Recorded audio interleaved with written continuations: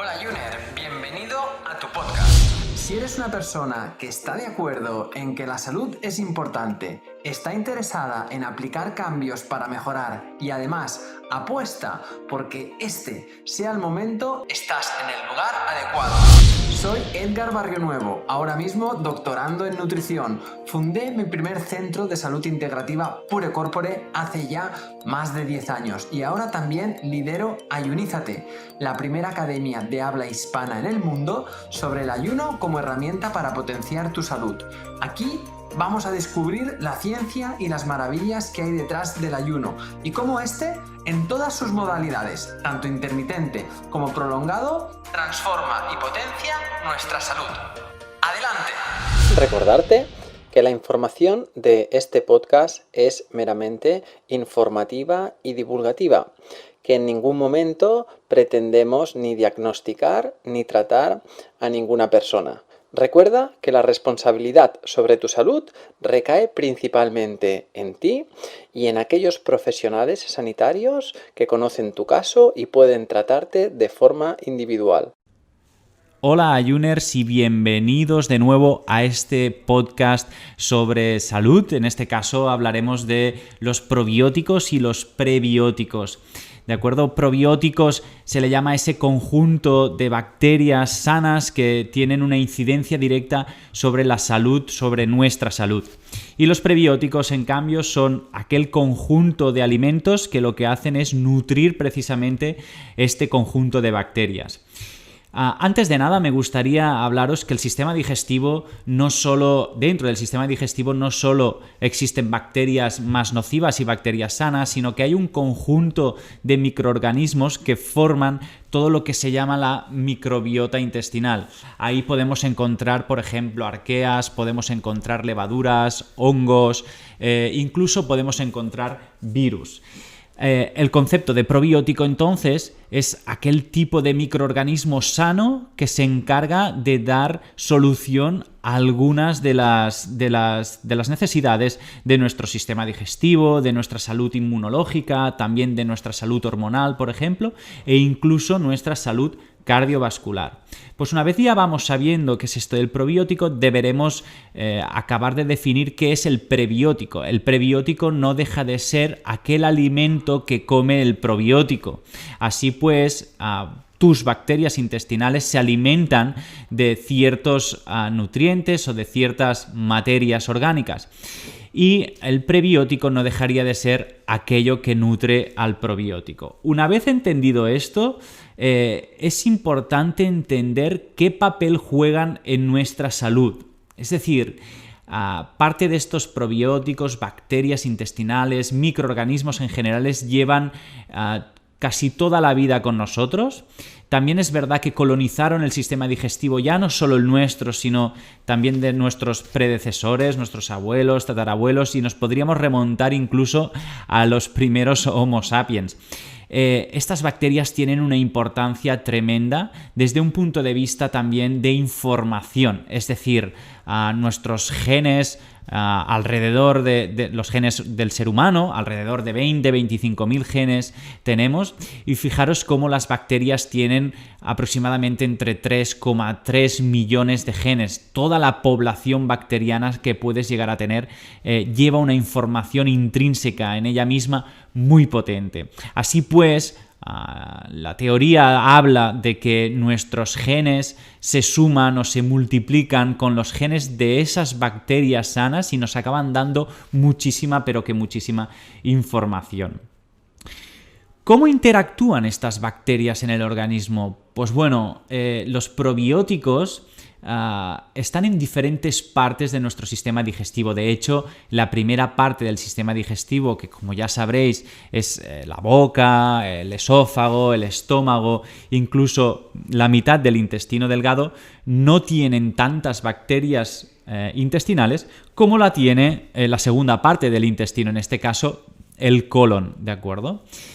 También es verdad que la bacteria vive por fermentación, con lo cual cuanta más fermentación puede tener, es decir, más tiempo y más alimento puede llegar a tener, pues más se replica, con lo cual es normal encontrar en el colon la gran mayoría de bacterias intestinales. Es ahí donde juega un papel fundamental el equilibrio entre los diferentes tipos de bacterias.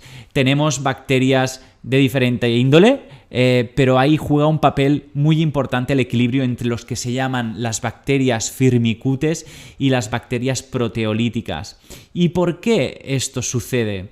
Pues bien, en la primera parte del colon, ahí donde tenemos el apéndice aproximadamente, empieza a colonizar sobre todo aquellas bacterias que les llamábamos firmicutes. Estas bacterias que luego tienen y suceden en diferentes cepas, tienen una importancia muy grande en intentar inmunomodular, mejorar la calidad del intestino, prevenirte de enfermedades cardiovasculares, como decíamos antes, así que juega un papel importante. ¿Qué es lo que pasa? Que en la segunda parte de ese colon abundan las bacterias proteolíticas, aquellas bacterias que se generan gracias a que su prebiótico, es decir, aquello que comen sobre todo es proteína. ¿Y qué pasa? Que muchas veces, debido a la alimentación que llevamos en nuestro día a día muy rica en esas proteínas, estas bacterias empiezan a proliferar de manera descontrolada, incluso apoderándose del nicho del terreno de estos firmicutes y generando una colonización de todo el colon, es decir, que no habría este equilibrio entre firmicutes en la parte inicial del colon y proteobacterias en la segunda mitad del colon. ¿Y esto qué acaba generando? Pues bueno, se ha demostrado cómo estas bacterias proteolíticas son las encargadas de generar unas enzimas. Estas enzimas llamadas sulfatasas, betaglucuronidasas, betaglucosidasas y HSD dehidrogenasas se encargan de romper enlaces de aquellas moléculas que tu hígado quería desechar, que ha trasladado a tu bilis, la bilis ha ido, ¿no?, circulando por todo el intestino hasta que llega al colon descendente. Cuando llegan a esa segunda parte del colon deberían ser eliminadas por las heces en la defecación, pero eso no sucede si hay un aumento proliferado y un aumento demasiado grande de este tipo de bacterias, de las bacterias proteolíticas, debido a las enzimas que os estaba contando. Así pues, hormonas que deberías poder eliminar a través de las heces, como son la histamina o como por ejemplo son los estrógenos, no vas a poder eliminarla. Y estas hormonas van a ser nuevamente absorbidas por tu intestino hacia tu corriente circulatorio. Muchas chicas, muchas mujeres se quejan por tener reglas dolorosas, por tener también endometriosis, ovarios poliquísticos y por tener reglas en general con un mal equilibrio entre sus fases de progesterona y estrógenos, es decir, no tienen un ciclo regular de su menstruación. Pues bien, muchas veces es porque la eliminación de esos estrógenos no está funcionando debido a este exceso de bacterias proteolíticas.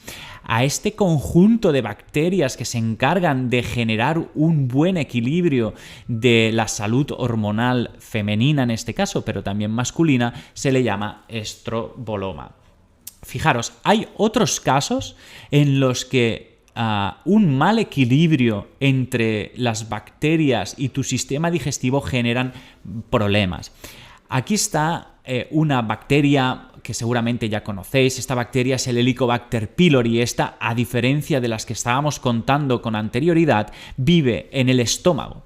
El estómago, esa bolsa o esa bolsa hermética que está preparada para soportar grandes dosis de ácido clorhídrico, vive esta bacteria, el Helicobacter pylori, y más del 80-90% de la población la tenemos, es decir, que podemos convivir con ella. El problema es cuando esta bacteria empieza a crecer y empieza a crecer más de lo que debería. más que crecer, sería multiplicarse y se apodera de una gran cantidad de lo que se llama el fundus y el recubrimiento de este estómago, generando mucho daño en la mucosa, porque este Helicobacter pylori digamos que se incrusta en esa mucosa y le genera un daño o la agrede directamente. Pues bien, tener el Helicobacter pylori y tenerlo en mucha cantidad no es algo sano. Pero se ha demostrado cómo este Helicobacter pylori, cuando crece un poquito más allá del índice superior, puede estar ayudándonos. Fijaros cómo en niños que están en una etapa de crecimiento, adolescentes, pueden llegar a tener el Helicobacter pylori un poquito más alto de lo normal. Si este niño, este adolescente, tiene asma o tiene algún problema respiratorio, es muy común que el Helicobacter pylori esté más alto de lo normal. Y me diréis, ¿y por qué pasa esto, David? Pues muy sencillo.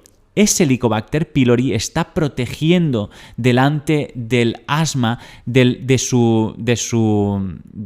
la persona que la tenga, ¿de acuerdo? Entonces, muchas veces es importante tener en cuenta que en el equilibrio de estas bacterias, en saber entender cuál es su función, está la clave.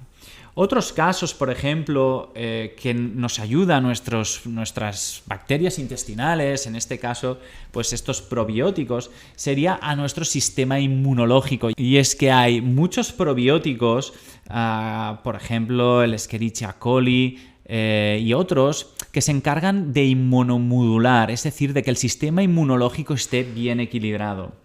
Hay otras bacterias o probióticos que se encargan también de enfermedades cardiovasculares, y es que cuando eres capaz de generar sobre todo bacterias como el Prausnitzi, la Roseburia, la Akkermansia mucinífila, bacterias que se encargan de generar propionato, acetato y estos ácidos grasos de cadena corta, generan muchísimo beneficio para tu sistema cardiovascular.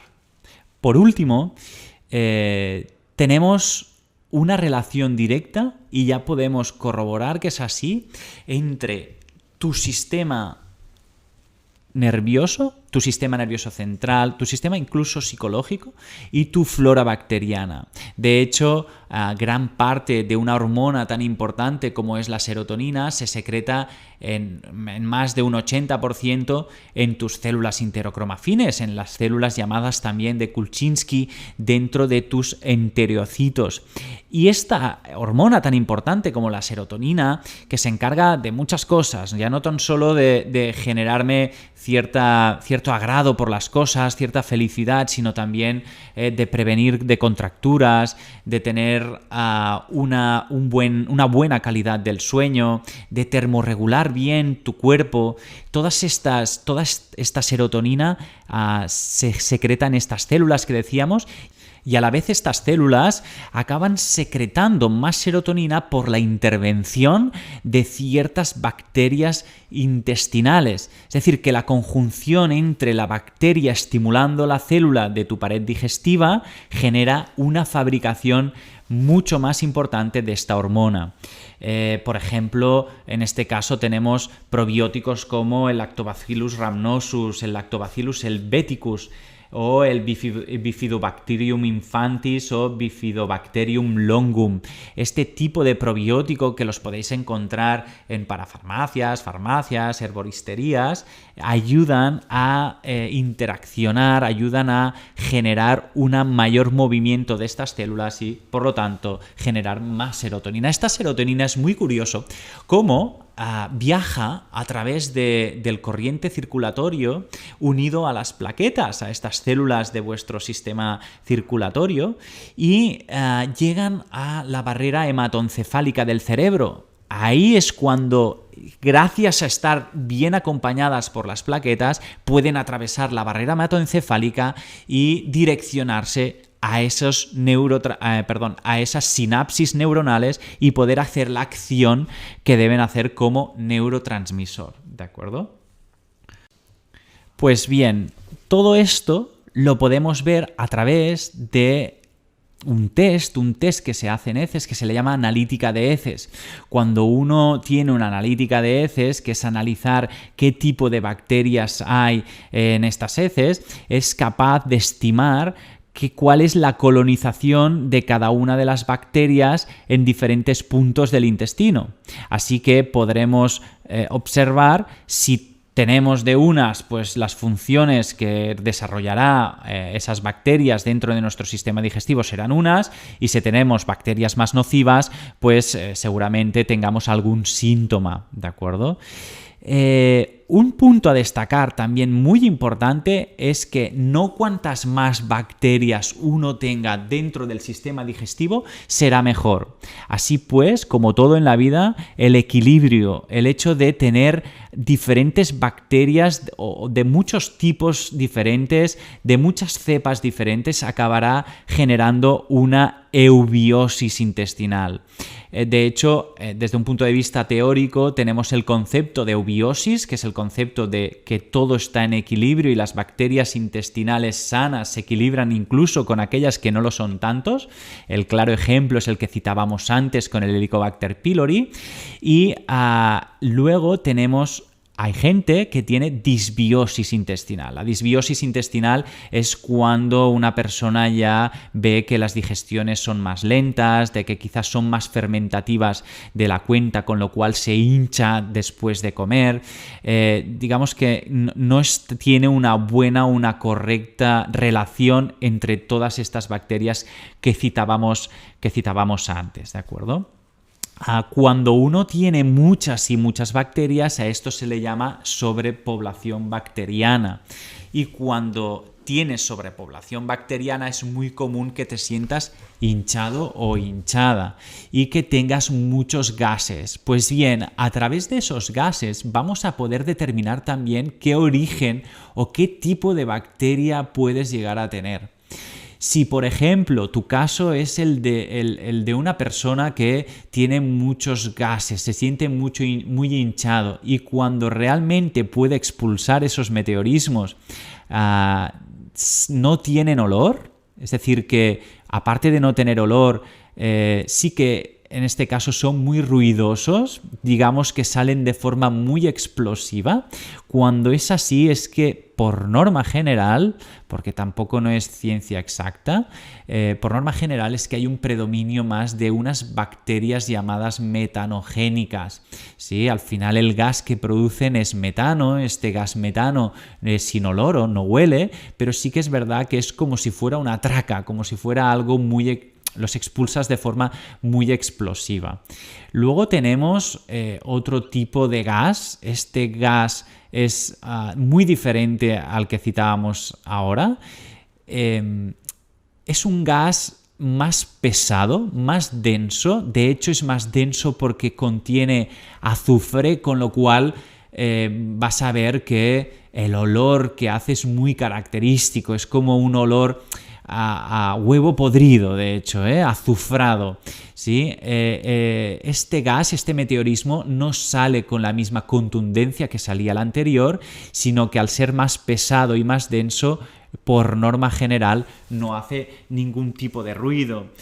Pues fíjate cómo a través de estas pequeñas señales, ¿sí? De si tengo más gas y si este gas pues sale, este pedo en el fondo sale de una determinada forma o de otro, puedo empezar a pensar que puede haber una disbiosis intestinal y que deberé tratar.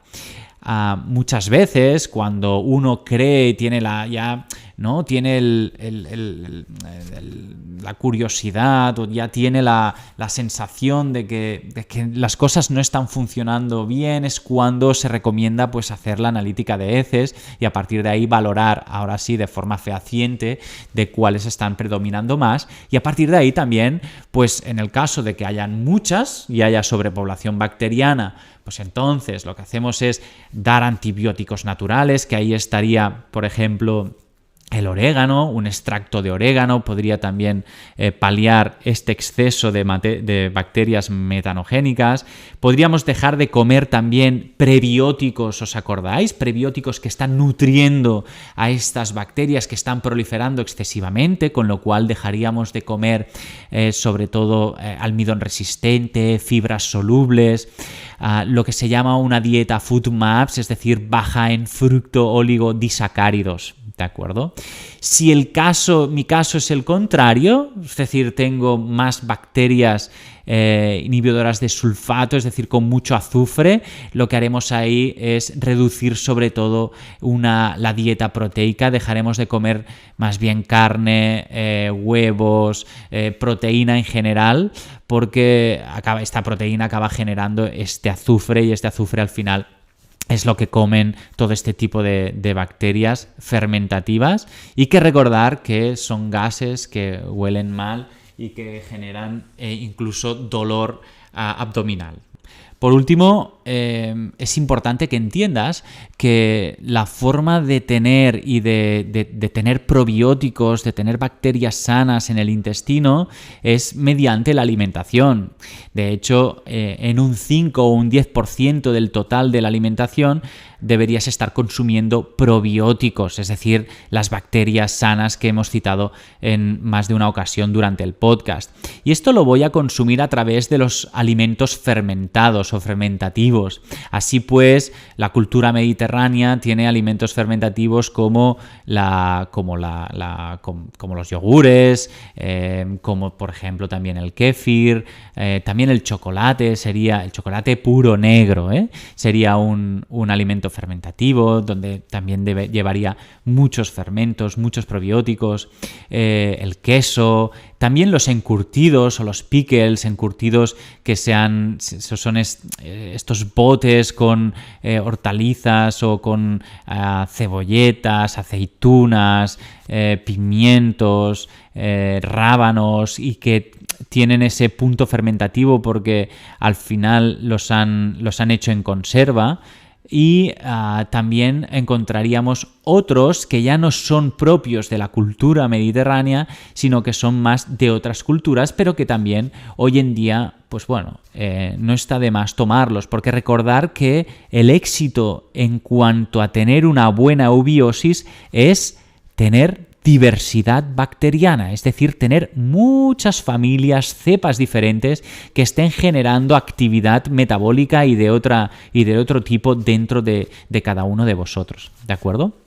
Con lo cual tenemos fermentos de otras culturas, como por ejemplo el chucrut, como por ejemplo el miso, el tempeh, el kimchi, que es la col fermentada coreana. Tenemos también ¿qué más? El té kombucha, que es un té que se forma a partir de una bacteria que se llama SCOBY, a partir del té verde también. Es decir, que tenemos la posibilidad hoy en día de consumir muchísimos fermentos de nuestra propia cultura, de proximidad, y también de otras culturas. Esa sería la mejor opción de al final poder tener ciertas bacterias intestinales o probióticos, ¿de acuerdo? Pero recordad, la clave no es cuanto más mejor, sino cuanta más diversidad dentro de un equilibrio, dentro de lo que hablamos antes, de un 5 o un 10% de la alimentación total serán esos fermentos, estos fermentos. Y luego tenemos otra posibilidad de adquirir en el caso de que haya un déficit de estos probióticos, es decir, por ejemplo, después de haber sufrido una infección bacteriana en la que nuestro médico, pues con toda la razón, nos ha dado antibiótico, ¿no? Pues ahí podemos hacer otro tipo de intervención. En este caso, los suplementos a base de probióticos con alto espectro, es decir, de muchas familias de bacterias, pues sería una indicación. Si no, deberíamos ir a cada cepa en función del problema o en función de la situación en la que nos encontremos, ¿de acuerdo? Pues nada, un placer, espero que os haya ayudado un poco a discernir qué son esto de los probióticos, los prebióticos. También deciros que es un mundo que se van descubriendo cosas nuevas a medida que la ciencia va avanzando, que hoy en día se está viendo la interrelación de muchos sistemas del organismo con estas bacterias intestinales, y que a medida que la ciencia vaya avanzando, aquí estaremos para poder divulgarlo y para poder informaros de todo aquello que se va gestando, ¿de acuerdo? Así que muchas gracias, nos vemos en el siguiente podcast, ha sido un placer, hasta entonces, adiós, adiós. Cada domingo estaré contigo de nuevo para ofrecerte un nuevo capítulo de nuestro podcast Ayuners. Si quieres apoyar este podcast y ayudarnos a crear más contenido como este, nos ayudaría muchísimo que nos dejes una reseña de 5 estrellas en iTunes, Spotify, iVoox o donde quiera que nos escuches.